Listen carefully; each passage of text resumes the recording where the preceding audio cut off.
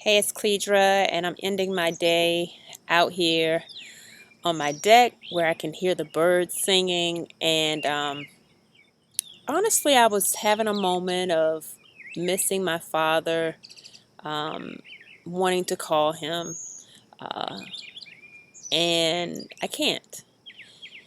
And so it got me thinking about this moment and how in this moment I don't want to hear that he's in a better place. In this moment, I don't want to hear um, how it's better to be absent from the body and present with the Lord. In this moment, I need to be present with missing Him and not try to distract myself, but instead go through. And I want to share this moment because um, after my father passed away, I wouldn't allow these moments. I would distract myself with a lot of running.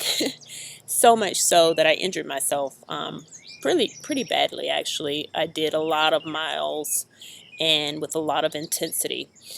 And it wasn't until I went to my internist and her nurse. Uh, she's dear to me. She may be watching.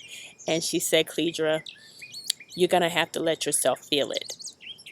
And I want to make this video in this moment because I never want the people, you guys who watch me, and thank you for watching. I don't ever want you to think that I don't have these moments. I make a lot of videos about pushing forward and doing what you have to do, and all of that's true and all of that's necessary. But there are these moments. And so I want to give you some strategies for these moments. And so that you don't continue to distract yourself, because the healing is through, not around, not by distracting. It's through. I can tell you it's through. And so how do you go through these moments? You go through these moments by letting yourself cry. You go through these moments by, sometimes I imagine, myself still talking to my dad and what he would say to me. And so you come as close as you can to experiencing what you would like to experience, being sad about it if you need to be sad. But this is the thing, you do all of that with a lot of hope that this moment will pass. And I can say, since I've allowed these moments, that there are so many lessons in grief. There's so many lessons in sadness. Um, the main lesson is it keeps you open, because this is the thing, if you close yourself to the sadness, you can't selectively close your heart. That means you also close yourself to the love.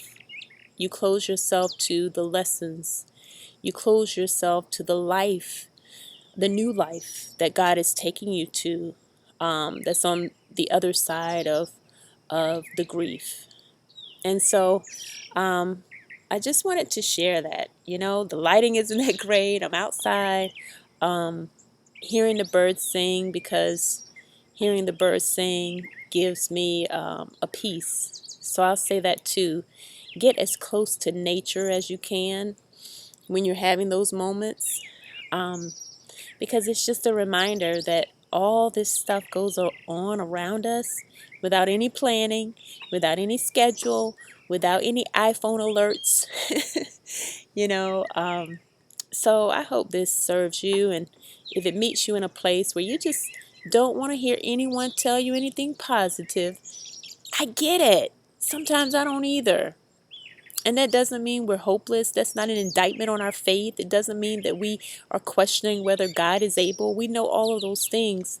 However, it is also healthy to have emotional range. And so that's what I have for you.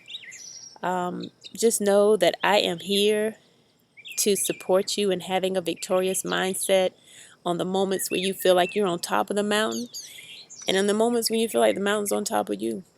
So thanks for watching. Thanks to all of my new subscribers. I'm so happy to get your feedback and get your emails and get your comments below. I love it. So keep them coming, and let me know. If you had one of those moments where you kind of want to throat punch somebody if they tell you something positive, let me know.